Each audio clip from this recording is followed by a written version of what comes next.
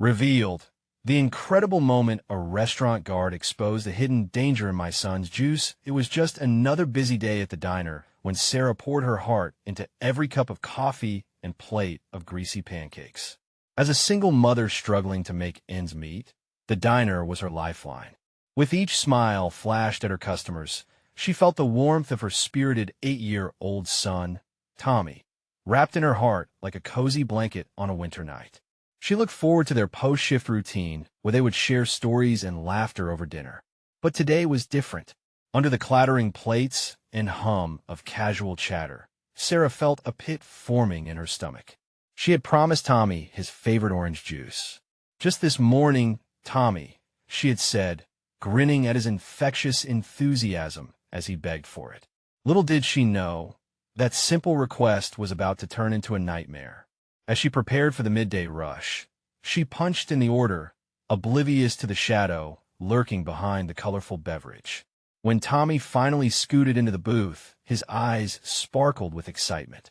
He took his first few sips, and that's when happened. A gasp ripped through the diner as Tommy's face went pale. His big blue eyes widened in confusion, and Sarah felt her heart stop. From his corner post, veteran security guard Sam, ever watchful and protective of the diner's patrons, didn't he miss the alarming shift in the atmosphere. He knew that Tommy's usual vibrancy seemed extinguished in an instant. Without a moment's hesitation, Sam rushed over, the tension in the air thick like fog. "What's wrong?" he asked, concern etched into his rugged features. Unbeknownst to them, the juice concealed a wave of danger, a potential contamination stirring quietly below the surface. The diner, once a proud staple of the community, became a focal point of fear. Word of the contamination spread like wildfire, igniting fury throughout the town, and Sarah found herself caught in the crosshairs of judgment from the very people she served. Before we continue, I need to let you know about something important that's happening. YouTube has been making changes to the system, and many people are losing notifications from channels they follow. If you're enjoying the content, hit that bell and mark all notifications so you don't miss the next videos. And if you can drop a like, it really helps me with reach. Seriously, it makes a difference. Oh, let me know in the comments where you're watching from. I'm always curious to know who's on the other side of the screen. Now, let's continue, but the choice before Sarah was unbearable. How could she speak up against the diner's management, who cared only for their profits? As she folded her hands in anguish, she spotted the owner, his face flushed with anger, suggesting that silence was better than taking a stand. Her loyalty to the diner meant putting food on the table, but her instinct as a protective mother burned fiercely within her. Strangers turned into allies as anger, fear, and the rallying cry for justice ignited the community. Sam stood resolutely beside her, shining a light on the negligence threatening innocent lives. Emotions swirled tightly as eyes turned toward Sarah. Would she risk everything for her son's safety? As she prepared to find her voice and confront the powers at play, her heart thudded with uncertain hope. In that moment, she realized her plea wasn't just for her child, but for all the children under that diner's roof. Would she rise against the tide of indifference, or would societal judgment drown her hope? The weight of that question lingered in the air, heavy yet electrifying, leaving the entire diner gripping onto a fragile moment, waiting for a resolve that was yet to come.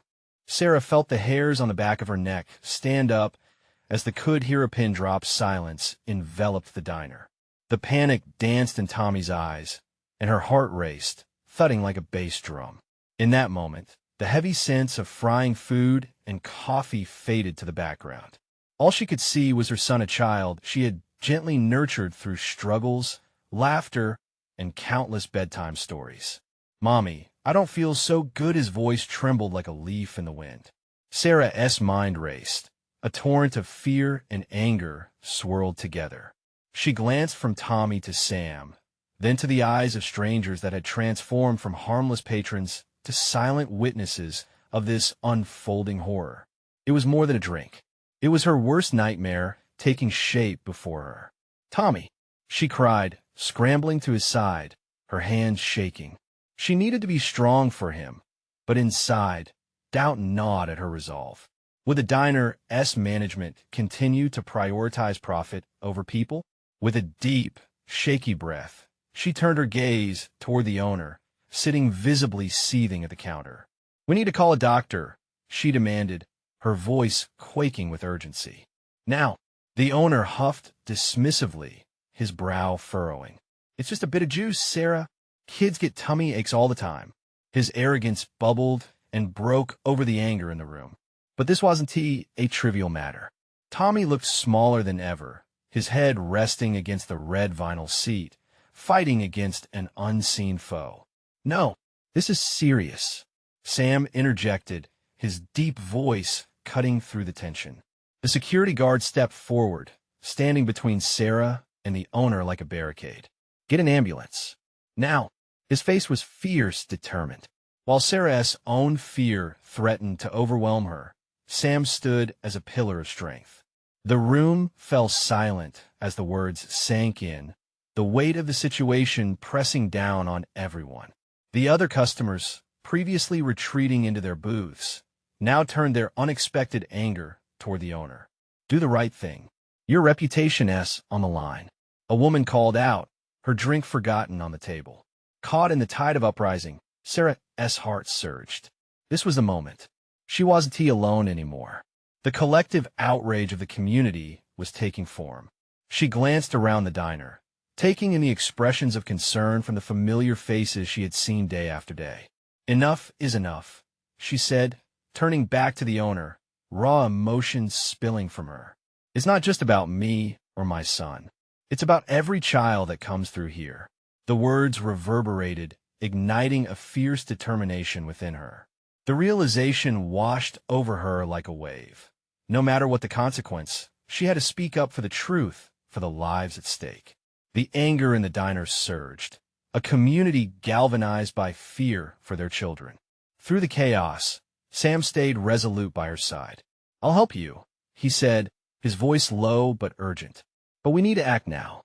Just as Sarah nodded, a siren wailed in the distance, a sound both terrifying and rescuing, signaling the arrival of paramedics. She felt a flicker of hope ignite in her chest. Perhaps, together, they could make things right. But as the EMTs burst through the diner door, her heart sank when she spotted the owner fuming, silently plotting ways to evade responsibility. What would he do next? Sarah's mind raced with questions. Would she manage to expose the truth? Could she protect Tommy and the other children from further harm? As the paramedics reached Tommy, she felt a heavy weight of uncertainty settle in her stomach. With everything unraveling at the diner, was this just the beginning of a larger battle? The answer hovered in the air, potent and elusive, as Sarah took a step forward, ready to fight for what was right, even if it meant facing the terrifying unknown. The EMTs rushed towards Tommy, their blue uniforms a striking contrast against the diner's red decor. Sarah felt her breath catch. It was like watching a piece of her heart being examined, scrutinized, while she stood helplessly by. "Hey, buddy, what is your name?" One of the paramedics knelt down, his voice calm and friendly. He squeezed Tommy's hand gently. "Tommy," he whispered, his eyes glossed over with uncertainty. "All right, Tommy, can you tell me what you drank?" Sarah held her breath. The weight of the moment pressed down on her. Would her small boy understand? "Juice," he finally muttered, his voice barely above a whisper. "Just juice," the paramedic echoed, glancing up at Sarah. He didn't need to say more. She could see the concern etched in his features. The other paramedic began to check Tommy's vitals. The bustle around them felt both distant and painfully close, like a warped reality. People in the diner were speaking in hushed tones, their voices laced with worry. Sam stood nearby, fists clenched at his sides, clearly ready to confront the owner. "Do you have any idea how dangerous that could be?" he growled, addressing the man behind the counter, whose face was now a mask of defiance. "It's just a lousy drink." The owner shot back, desperation to keep control of the situation spilling out like a damaged vessel. Sarah's heart pounded in sync with her rising anger. Not when it makes children sick. You think it's just a drink until it's your child lying here. The owner sneered at her, the boundaries of his arrogance barely containing the defensiveness rising within. This is a misunderstanding. It has to be, or you're ignoring the problem. Sam interrupted, stepping closer, the authority in his voice forcing people to lean in. We can't let you hide this any longer. A woman from a booth chimed in. I've seen kids walk out of here sick after drinking their juice. It's a timeless pattern. Somewhere in the midst of the rising tension, Sarah felt a flicker of courage spark within her. This was it. Tommy's hand squeezed hers slightly, a reminder of what was at stake, grounding her in the chaos surrounding them. She looked down at him, his small face twisted in pain, and those eyes that sought comfort in her. She couldn't let him down now. Can't you see? Sarah shouted, her voice rising above the din. If we don't stop this here, it could be someone else's child next. We're standing on the edge. If we don't push for change, what is the point? People around the diner began murmuring in agreement, forming a wave of support behind her. The owner's face blanched as he realized the tide was turning against him. The paramedics exchanged glances. We need to get him stable and to the hospital, one said firmly. As they loaded Tommy onto a stretcher, Sarah felt her heart physically ache. She wanted to follow, to be there for him. But how could she look away from what was unfolding here? Sam faced the crowd, his gaze steady. This isn't just about a drink. This is about responsibility. This is about making sure our children are safe. Sarah felt the collective strength of the customers coalesce behind them. One by one, heads nodded in agreement, voices lifted in solidarity. The owner, now cornered, was left sputtering, lost for words. As Tommy was wheeled out, she glanced back. The last image of her son on that stretcher burned into her mind. They were in this fight together now, for him and all the children who entered that diner unaware of the risks lurking behind familiar food and drink. With a final, determined breath, she turned toward the owner. This is only the beginning, she said, her resolve hardening. The question was, how far would she go to ensure change? What had been festering in the diner was about to awaken into something larger than she had ever imagined. A siren pierced the air, cutting through the rising tension in the diner as Tommy was whisked away. Sarah's heart raced, 1,000 emotions battling inside her. Fear gripped her tightly, but anger burned brighter. She pivoted back to the crowd, her throat dry and voice shaking but steady. They needed to keep pushing for change. The owner of the diner stood frozen, an almost cartoonish look of disbelief plastered across his face. Sarah could see others in the diner murmuring, their expressions shifting from concern to reckoning. A woman from the corner booth rose to her feet. "What do we do now?" she asked, her voice quaking. "We demand answers," Sam shouted, fists shaking at his sides. The crowd reacted with murmurs of agreement, building like a wave preparing to break. Sarah stepped forward again, feeling the weight of their expectation on her shoulders. "We have to unite," she urged, feeling the adrenaline coursing through her veins. "We can't let them silence us. There's a problem here, and if we allow it to keep going unchecked, it could happen again. We have to protect our kids." Another voice piped up, this time a father with a baby in his arms. "I want to let my daughter drink anything from here until we know it's safe. This isn't just about juice. It's about our kids." Sarah felt her heart swell as she watched solidarity take root. People began to stand, raising their voices, uniting behind a common cause. The diner, once a mere eatery filled with chatter and laughter, had transformed into a bastion of defiance. It was incredible how quickly people could come together when their loved ones were threatened. With renewed energy, Sarah pointed at the owner. "You need to take responsibility for what happens in your establishment. Show us that you care about the people you serve. We want answers, and we want action." The owner stammered, trying to regain control of the situation. "This isn't fair. It's just bad luck. It could happen anywhere." "No," Sarah refuted, rage bubbling up. "It's not just bad luck. It's negligence. You keep serving a drink that's hurting children, and we can't turn a blind eye anymore." In that moment, a man in the back shouted, "Call the health department. We can't let this slide." The chant caught fire, and soon the words echoed through the diner. Call the health department. Call the health department. It was infectious, electrifying. Sarah realized they were no longer just fighting for her son. They were fighting for every child that might be at risk. Just as the new rallying cry reached a fever pitch, the door swung open. A diner employee, still in her apron, came rushing in. In her hands was a stack of paperwork, clearly shaken but determined. "I found something," she said breathlessly, catching everyone's attention. "What is it?" Sam demanded, taking a step toward her, the crowd shifting to face her. "They've been using tainted syrup for months," she exclaimed, her eyes wide. "I can't believe I didn't know." Gasps erupted from the crowd. Sarah felt a fresh wave of emotion crash over her. Anger, fear, and hope tangled together, her heart racing with each revelation. Tainted syrup? How had this been allowed to continue? This was at the moment when everything could change. "Then let us make sure the truth sees the light of day," Sarah declared, adrenaline fueling her voice.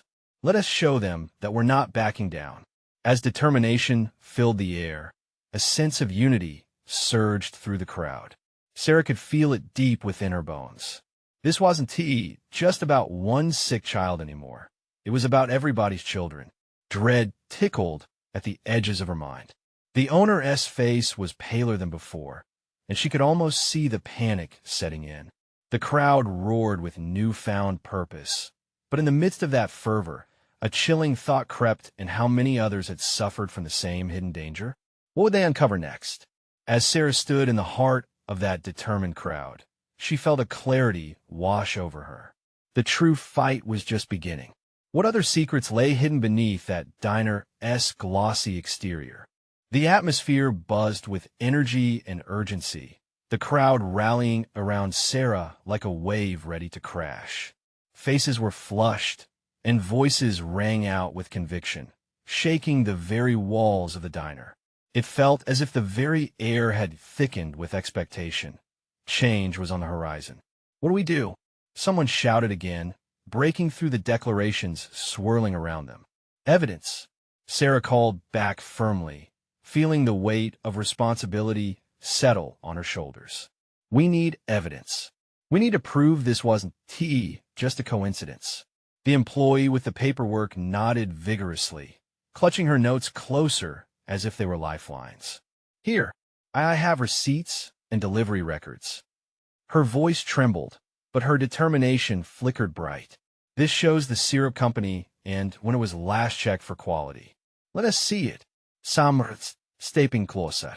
The diner was alive with the pulse of anticipation. Sarah nodded, her heart racing as the employee unfolded the documents. The fluorescent lights above buzzed, casting a stark glow on the paper, illuminating each crucial detail. "We can take this to the health department," she encouraged the crowd, "and we can rally bigger. We can reach our city council." Murmurs of agreement swelled again, and Sarah felt a glimmer of hope pierce the heaviness in her chest. They weren't just a group anymore. They were a movement. But then came a shout from the back. "Are we sure it's safe to go public with this? What if they retaliate? What if they close down the diner and people lose their jobs?" A moment of uncertainty rippled through the crowd. Sarah felt that fear clawing at her resolve. But then she saw the faces around her. Some were mothers, others fathers, all sharing the same anguish of potential loss. This isn't just about jobs. This is about safety. This is about our kids and their future. She fought to keep her voice steady, knitting her brows together. Injustice thrives on silence.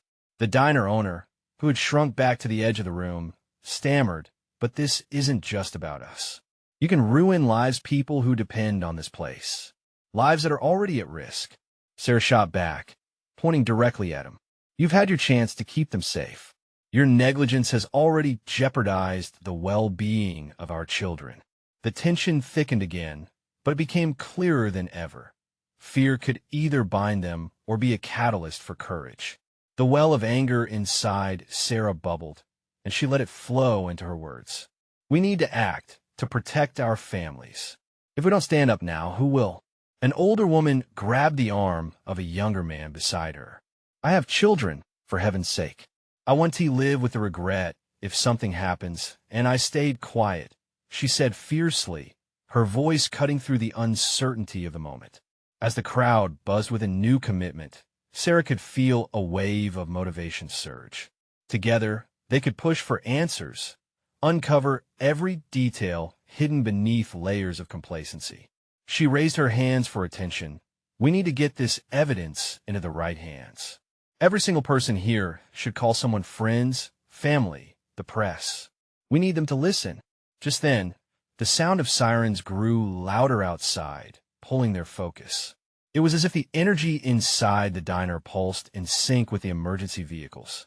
The moment felt surreal. Their right to fight echoed in the chaos. "What if they don't listen?" someone asked, desperation creeping back into their voice. "We make them listen," Sarah replied, her spirit unyielding. She felt the heat of the moment guide her words. "If we stand together, they will have no choice." As they shared quick glances and nods of agreement, Sarah scanned the faces around her. The anger, the fear, and the hope swirled together, igniting a fierce resilience. Just as that hope spread like wildfire, the door swung wide. A group of paramedics entered, followed closely by an officer. "Is this where the emergency is?" the officer asked, surveying the crowd. Sarah felt every heartbeat thud in her ears, and a new wave of anxiety washed over her. What were they about to face next? Now, the world would see the battle. But would they stand united when the truth finally emerged? The officer's gaze swept over the anxious faces in the diner, sensing the tension that hummed in the air. "Can someone explain what's going on here?" he asked, his tone a mix of authority and concern. Sarah took a deep breath, steadying herself against the weight of the moment. She stepped forward, directly meeting the officer's eyes. "We've discovered evidence that the syrup used in the children's drinks has been unsafe," she said firmly, gesturing towards the trembling employee clutching the documents. "We believe it's linked to the illnesses affecting our kids." The officer raised an eyebrow, intrigued but cautious. "You have proof?" "Yes, right here." The employee stepped up, brandishing the paperwork as if it were a vital weapon in their battle. She unfolded it proudly. "This shows that the syrup wasn't properly tested before delivery." The officer took a step back, digesting the information. "And you think this warrants an investigation?" "Yes," Sarah affirmed, her heart racing with both fear and hope. "If you don't act now, more families will suffer." The paramedics exchanged worried glances. "If this is true, we need to alert health authorities immediately," one of them said, pulling out his phone. With the officer now engaged, Sarah felt momentum shifting. The crowd quaked with a mixture of excitement and anxiety. Every whispered conversation bounced off the diner's walls. Relatives exchanged worried glances, and the energy surged like a storm building ahead. "What about us, our jobs?" A voice piped up from the back again. "Without safety, there won't be jobs." Someone shot back, their voice raw with urgency. Sarah turned to the officer, almost pleading. "Please, you must take this seriously. Don't let fear stop you from acting. This isn't just a statistic. These are our children." As she spoke, one of the paramedics moved to the front, phone pressed to his ear. "We're dispatching an investigation team. We'll get to the bottom of this." The news sent a tremor through the crowd, a mix of relief and fear. It was happening. They were no longer just voices. They were part of a movement shaking the very foundation of complacency. "Remember," Sarah continued, her voice rising above the murmur. "Every phone call, every newspaper article, we have the power to change things." Nods rippled through the group. Old and young alike were swept up in the tide of determination. But just as they began to feel a sense of victory, the police officer's phone buzzed. He listened intently, his face growing serious. "I need to speak with the manager," he said suddenly, turning towards the diner owner, who stood pale and trembling in the corner. "What for?" The owner stammered, apprehension radiating off him. "There are allegations against your establishment. If you're found negligent, the consequences could be severe," the officer replied, his voice low yet firm. The weight of those words hit the crowd hard. What would happen to the diner? Would the owner be held accountable? As the officer and diner owner began to talk, uncertainty flooded the space. Voices lowered, and apprehension seeped back in. Sarah felt her stomach twist. Was this the moment they'd been waiting for, or the start of another battle? Now we're on their radar, someone whispered in disbelief. What if they shut us down for speaking out? Sarah's heart raced as the fear floated through the air. What if this journey, this fight, would cost them everything? But it's our fight to take, she asserted, trying to rally the crowd once more. We must stand our ground. This isn't just about a diner. But doubt lingered, threatening to unravel the momentum they built. Suddenly, the back door swung open, revealing a familiar face outside, a local journalist, notebook in hand. I heard about the emergency, she announced, her eyes glinting with a mix of curiosity and a desire for the truth. I need to talk to you. Sarah felt her pulse quicken. Was the tide finally turning in their favor? Would this bring the attention they so desperately needed, or would it just complicate everything? As the journalist stepped closer, the weight of the moment hung heavy. Would sharing their story bring the change they needed, or lead to even darker dangers ahead? The diner's atmosphere seemed to hold its breath. Sarah locked eyes with the journalist, whose expression was a mixture of determination and urgency. We don't have much time, the journalist said, looking around the room, taking in the anxious faces, the unease that hung like a thick fog. Can you give me the details? I need to know everything.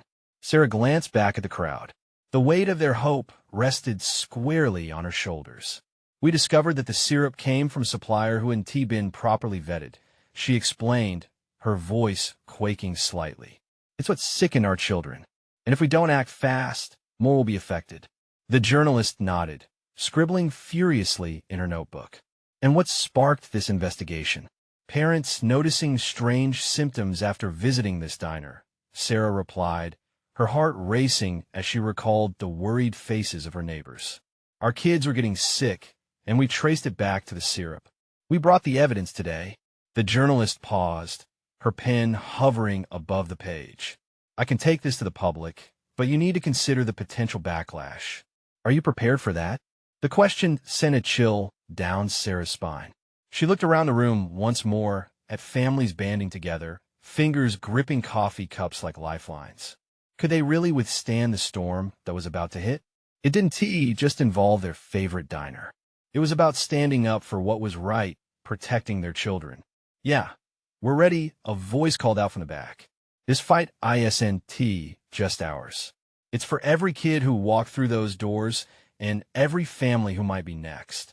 Mixed reactions rippled through the room, a chorus of agreement, fear, and determination. Sarah felt the surge of energy swell, reaching a boiling point. Let us not just stand here, she shouted, raising her voice above the murmur. Let us share our stories. Our kids deserve a chance. As if on cue, parents began sharing their experiences: sick kids, emergency room trips, sleepless nights filled with worry. Each story flowed into the next, amplifying their collective pain and shifting it into a force of resolve. Among them, Sarah felt her own worry decrease. Together, they could make a difference. The officer, glancing at the growing crowd, began to take notes. His demeanor shifted from one of skepticism to active engagement, recognizing the impact of their shared narrative. Seizing the moment, Sarah turned back to the journalist. You have to tell our stories. We need the world to know what is happening here. The journalist met her gaze, now fully committed. I will. But this won't just be a piece on the diner. It'll uncover a much larger problem with food safety regulations. I'll need evidence if I'm going to make the impact you want. Then we'll dig deeper. We'll find everything we can, Sarah assured her. She knew now that they couldn't just stop here. The fight was far from over. A spark of determination blazed in her chest as the crowd cheered at the prospect of bringing their fight into the light. They were tired of hiding in shadows, tired of being afraid. This was their chance to make things right, not only for their children, but for every family who would walk through those doors.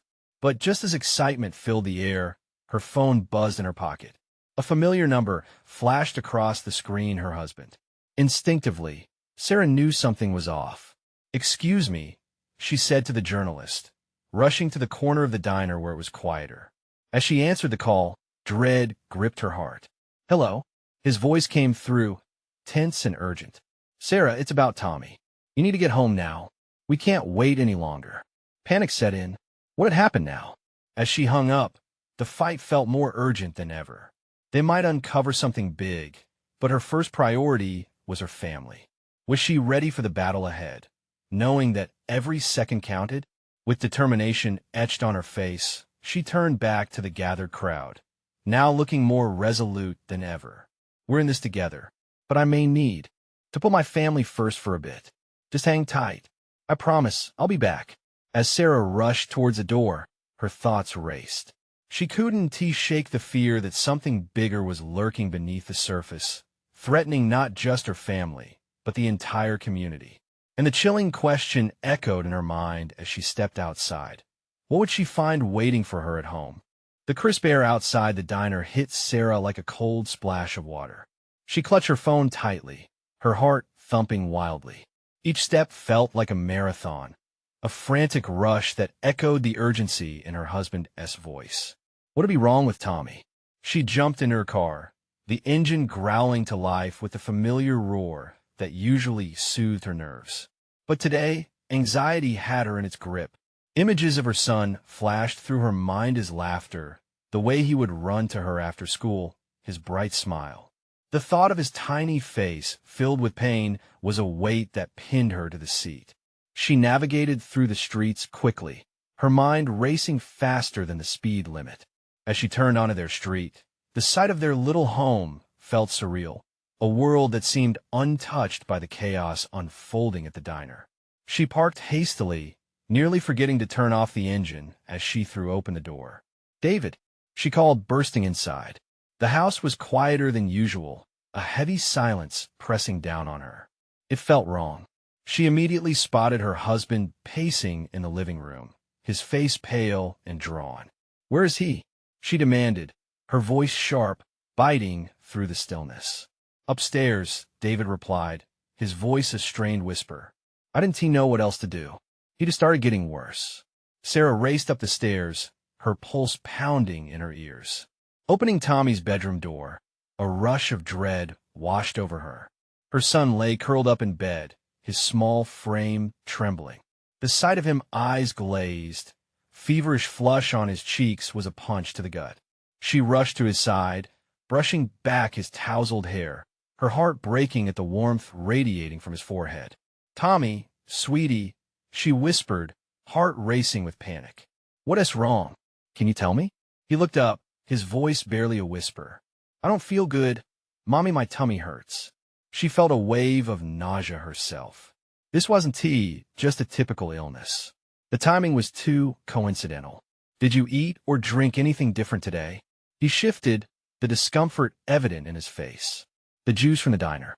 Sarah's blood turned to ice, outrage and fear swirling within her. The very place that was meant to be a haven for families had somehow turned into a source of harm. The connection was immediate and stark, pushing her adrenaline into overdrive. She needed answers, and she needed them fast.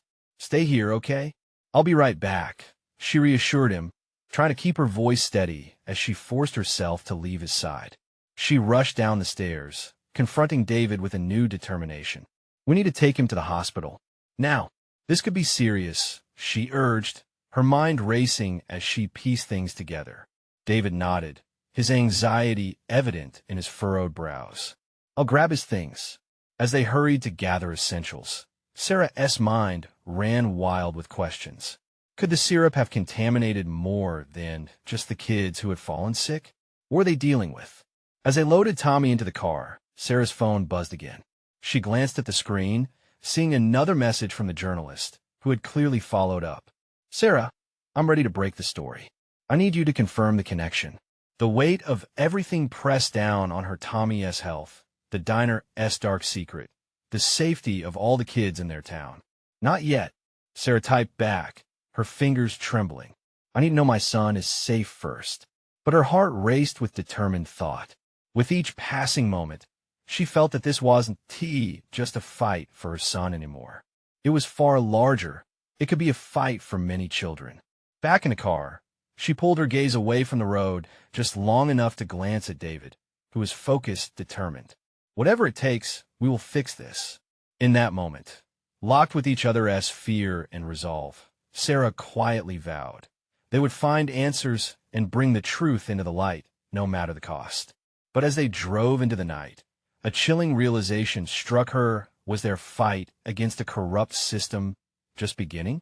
What other dangers lurked beneath the surface, waiting to be uncovered? The hospital's fluorescent lights flickered overhead as Sarah rushed through the sliding doors, Tommy cradled in her arms. The world outside faded away, leaving only the sterile scent and the distant sound of nurses discussing charts. Panic clawed at her throat, but she focused on Tommy, whose tiny hand gripped her finger tightly, as if seeking reassurance. "Mommy, I'm scared," he muttered, his voice a fragile whisper. "I know, sweetheart. Just hold on. You're going to be okay," she responded, forcing a smile that felt more like a mask than a reassurance. The emergency room was busy parents, children, and more medical staff than she could count. Sarah spotted a nurse who quickly approached them, her demeanor calm and professional. "Let us get him checked," she said, gently guiding them to an examination room. As the nurse took Tommy's vitals, Sarah's heart raced. Every beep from the monitor sent a jolt of urgency through her. How did they get to this point? Just hours ago, he was laughing, playing, and now he could barely keep his eyes open. "Mom, Tommy's voice trailed off, and Sarah leaned closer, brushing her lips against his sweaty brow. "I'm here," she whispered. "What is it?" "It hurts, and it feels weird," he murmured. "Nurse," Sarah called, alarm threading through her voice. The nurse turned immediately, catching the fear in Sarah's eyes. "His heart rate is elevated," she noted, and Sarah's breath caught at the idea of anything potentially life-threatening. A doctor arrived quickly, assessing the situation with urgency. "Let us start in 4, he instructed, his tone steady. "We need to hydrate him and run some tests." As they worked on Tommy, Sarah felt a surge of anger bubbling under the surface.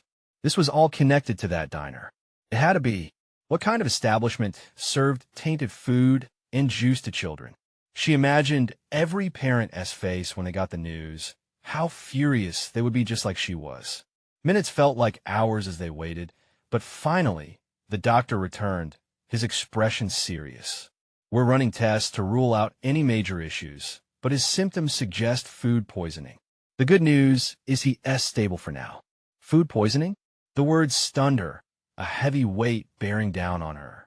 From a diner's juice? "We can't confirm anything until we get lab results back. But we'll treat him for dehydration and manage his symptoms," the doctor said. A nurse returned with a cup of ice chips. "Here, Tommy, try to take small bites of this. It'll help you feel better." Sarah watched as Tommy nibbled on the ice, his eyes fluttering with exhaustion. The realization that he could have been one of many kids affected knotted in her stomach. She thought of the journalist's message, still resting unacknowledged on her phone. This was bigger than Tommy now. "What are you thinking?" David asked, breaking her reverie. He stood slightly behind her, weary yet resolute. "I'm thinking about how many other kids could be in danger," she replied, her voice firm. "They need to know. We can't let them keep serving that juice." David nodded, understanding her urgency. "We need proof, though. Something concrete to go to the authorities. And the families," she added, feeling a swell of determination. "They deserve to know what they're putting into their kids' bodies." As doubt danced in the corners of her mind, she took a deep breath, channeling her fear into action. There hasn't been any real accountability in this town, and if we don't do it, who will? She pulled out her phone, her thumb hovering over the journalist's messages. They had shared snippets of information before, but now she needed a partner in this fight. The truth had to be uncovered, no matter the consequences. As she typed a quick note about what they had learned so far, she glanced over at Tommy, his small body resting peacefully now. He needed her to be strong. This wasn't just her fight anymore. It was for every child who had walked through that diner's door. Would she have the courage to confront the establishment? Could she really make a difference before everything spiraled out of control? As she hit send, the weight of the challenge ahead loomed large. The hospital room faded into a haze, every sound amplified by the muffled panic swelling in Sarah's heart. As she sent that last text, a rush of adrenaline coursed through her veins. With every tick of the clock, change felt more imperative. There was no room for hesitation. Her boy was fighting a battle, and so was she. The minutes passed agonizingly slowly.